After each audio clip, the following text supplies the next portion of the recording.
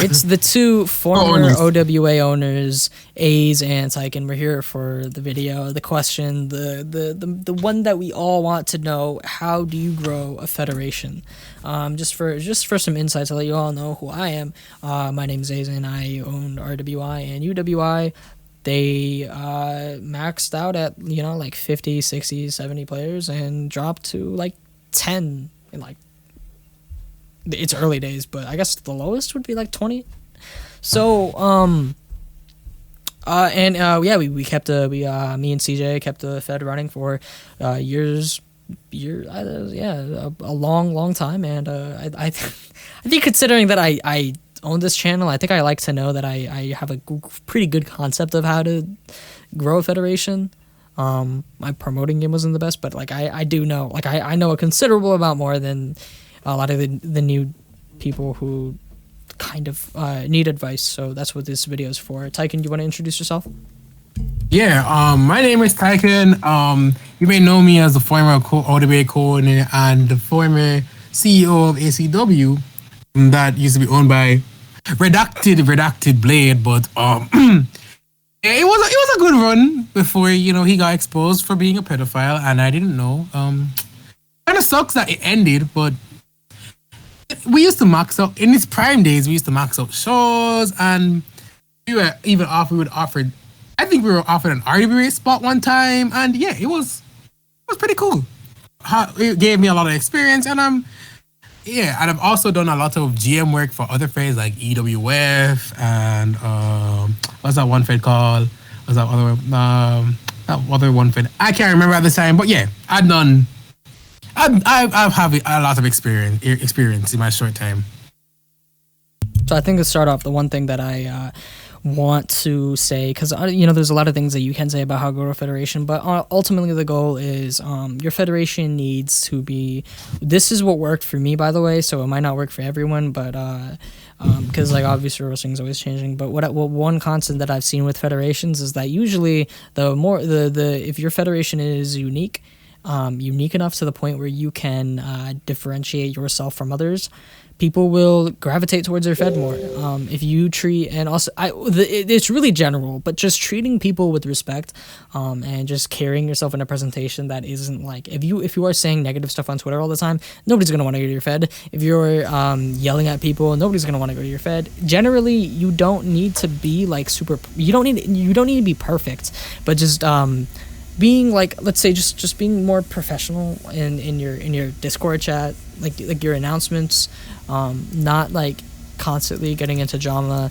Those things are gonna help you maintain a good image. So after you've maintained a good image, the best thing that you want to do is for what I've seen from nowadays is like collaborating with other people seems to be doing like wonders if you are able to establish connections. This is what I learned from Alex Miles.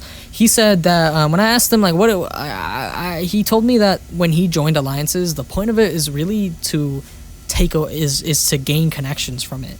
And I was like, shit, man, I never thought about it like that. Joining alliances is really like, yeah, you're gaining connections from it. That's the main thing.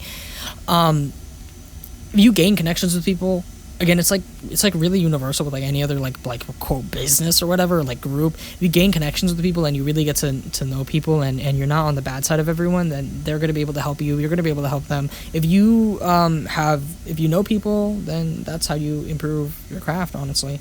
Another thing is like where you're trying to grow your federation, you need to be able to know your capabilities and know what you can do. If you can't develop, hire developers. If you can't do graphics, then hire people who can do graphics. But you need to be able to do something, okay? Because sometimes federation owners realize they can't do it because it's a hard thing. Like hosting a fed is a draining thing. If you don't have any skills to host the fed, then don't host the fed for just holding a fed. Like I'll take Caden, for example. No offense to Caden, like he's a pretty good host, but I don't know why he's hosting a Fed because like he needs to rely on everyone to get shit done.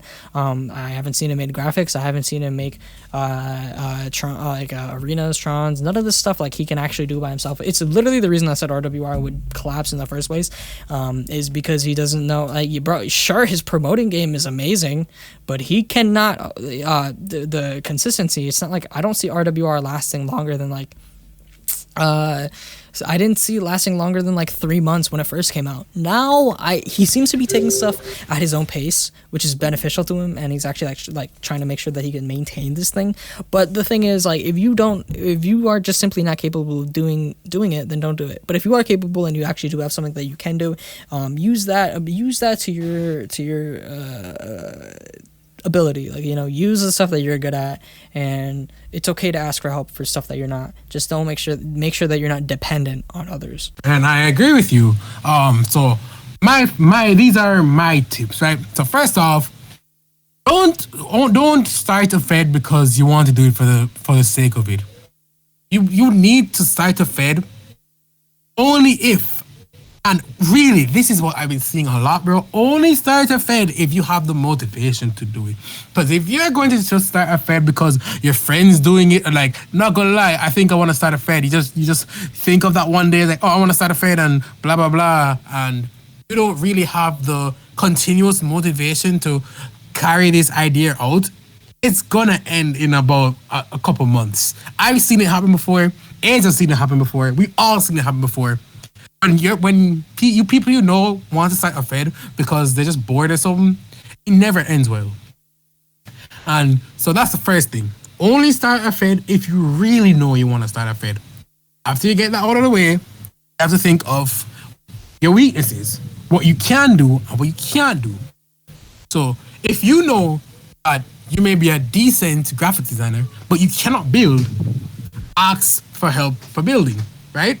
If you know you can script, but you can't make, or you can't make what's the word? You can script, but you can't make cutscenes. Ask someone to help you make cutscenes.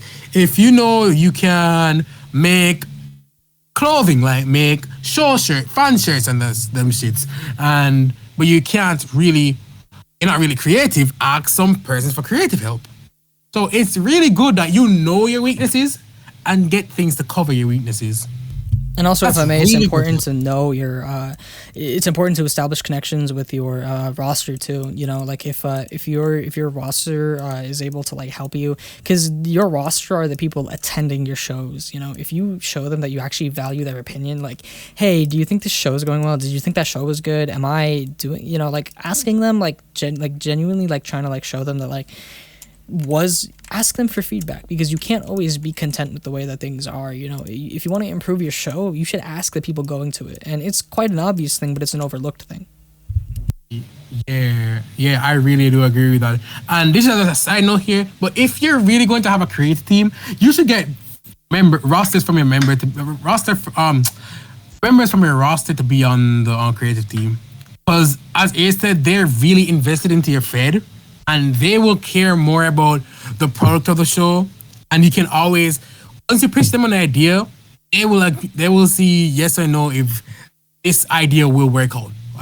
You think is that good advice? Sorry, say that again. Is that good advice?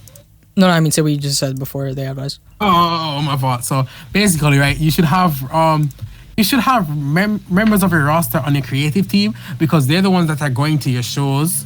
And they will know. That's where I disagree.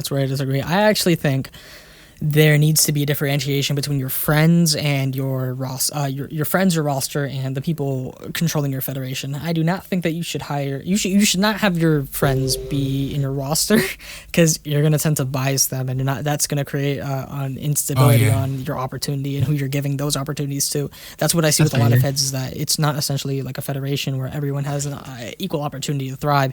It's their friend group who are doing most of they're in most of the high profile feuds.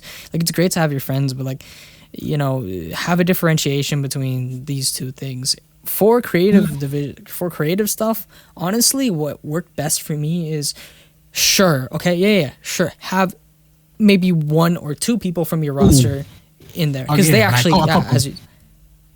Sorry. Like yeah, a couple, not like a lot, but like a handful, like 1, 2, 3 at most. Because if you have too many, then it's gonna turn into people sort of booking themselves. You know, you're gonna get into Yeah. that territory where it's biased. But genuinely, for me in RWI, I had my friend Apak, who was also on the roster. He was a high carder, but I had him on the creative division because he had a drive to do it. Like he actually wanted to do it, and he loves to write and come up with scripts and storylines. We did it for SCW too, my Jackson Steiner, who at the time, like, we weren't super close, but I carried him over because we worked in a previous federation. And I asked him, "Hey, would you like to be a part of this?" And he did a great job. And he was an on-screen thing. He did some managerial roles, and then he did this and that. But he was a part of the creative division, and it was a separation between the roster and him and my friends. You know, like I never fully. There's another thing. Don't bring people that you always agree with. Don't get Yeah. the Never. amount of arguments I had with CJ Clutch, my former vice president, the amount of arguments I had with Jackson Steiner. We like people think that like things go like right now things go swimmingly between me and Jackson just because we've had like 2 years to get to know each other. So obviously we work together. But you guys need to understand when we first started working together, I fucking hated him. Like I actually like genuinely held like I really did not like him at all. Like I thought he was so annoying, but I still bring him in because I don't want people who just always say, yeah, that's a good idea. Yeah, that's a good idea. No, I need people that have different ideas. It's because like if you want your federation to grow, you can't always stick to the same formula. You always have to adapt. Yeah. That's the thing about wrestling. It's always changing. So if you always stay the same, then you're not going to be able to keep up with the times. That is true, and that point is good. Sorry. One example to that is media. Like media is a big thing. Like people who it's sink or swim when it came to like when media became like a big thing. Like Twitter became a big thing. If people were slacking on that, then you slowly started to see that fed like lower down. You slowly started to see they're not really on Twitter. They're not really getting their stuff out. Like that's the thing. Like it started moving down. Production. That's another thing. When production started becoming a big thing, the feds that weren't able to keep up with that, you know what happened? They started, declining in numbers.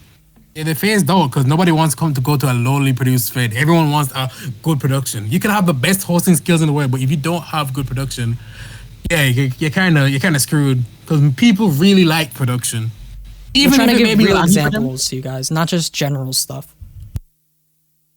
Let's see. Let's look at. Sorry, I wasn't saying that to you. I was just saying to the viewer. You know, we don't want to just say like, yeah, you gotta respect your roster. You know, we're trying to give examples of how to respect your roster. You know, because like that's the thing. What Roblania is always about. We're about offering solutions. You know. So sorry, go on. I'm gonna let you. Like that is cool because like I was remembering WWE, right? Everyone used to love WWE's production, and that's really. That's what I really thought made them number one for a time. Their production and the way they were able to get their roster members to come together and participate. That's what I believe made WWE number one. That the advertising and the cooperation from the roster members, that made them number one. Because anybody could have been number one at that time. Anyone. It was so the community was like so dry, it was so stagnant. But they rose up, right? They had the best production, arguably the best production. They had some of the best roster members. They had the best cohesion of roster members, and they also had very, very good advertising. And you saw what it did for them. It made them number one. Even when WWE ended and came back for like 3 months, it was number one again due to all of this. So these three things are really influential factors, honestly. Maybe also like another thing to think of is picking up like if you slowly learn to like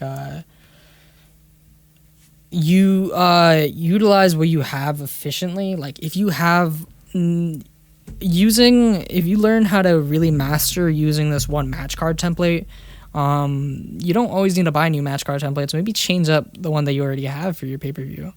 And another thing is like you can have if you're not good at developing, right? If you're not good at developing, you don't need a different pay-per-view arena for every pay-per-view. the same time, you don't use your main show arena for your pay-per-view arenas.